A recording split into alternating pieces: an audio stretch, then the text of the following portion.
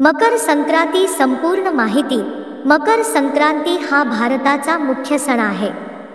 मकर संक्रांती संपूर्ण भारत आणि नेपाळमध्ये कोणत्या ना कोणत्या स्वरूपात साजरी केली जाते. पौष महिन्यात जेव्हा सूर्य मकर राशीत प्रवेश करतो तेव्हा हा सण साजरा केला जातो.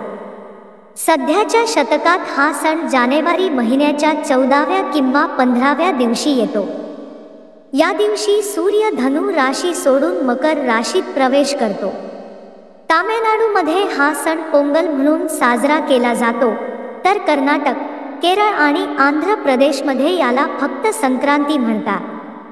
मकर संक्रांतीच्या सणाला काही ठिकाणी उत्तरायण असेही म्हणतात. उत्तरायण ही याच दिवशी होते हा गैरसमज आहे.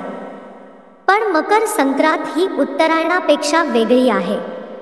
मकर संक्रांतीचे विविध प्रकार. मकर संक्रांतीच्या निमित्ताने तिळगुळ खाण्याची आणि खायला देण्याची परंपरा आहे. भारत आणि नेपाळमधील सर्व प्रांतांमध्ये वेगवेगळ्या नावांनी आणि वेगवेगळ्या चालीरीतींनी हा भक्तिभावाने आणि उत्साहाने साजरा केला जातो. मकर संक्रांती महत्त्व. या दिवशी जप, तप, दान, स्नान, श्राद्ध, तर्पण आदी धार्मिक कार्यांना विशेष महत्त्व आहे. या प्रसंगी दिलेले दान शतपटीने वाढते आणि त्याचे फळ मिळते अशी श्रद्धा आहे. या दिवशी शुद्ध तूप आणि घोंगडी दान केल्याने मोक्षप्राप्ती होते असे मानले जाते.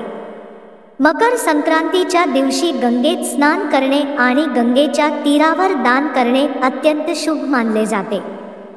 या सणाला तीर्थराज प्रयाग आणि गंगासागर स्नानाला महास्नान असे नाव देण्यात आले आहे. सामान्यतः सूर्य सर्व राशींवर प्रभाव टाकतो, परंतु सूर्याचा कर्क आणि मकर राशीत प्रवेश धार्मिक दृष्टिकोनातून खूप फलदायी आहे. ही प्रवेश किंवा संक्रमण प्रक्रिया 6 महिन्यांच्या अंतराने होते. भारत देश उत्तर गोलार्धात स्थित आहे.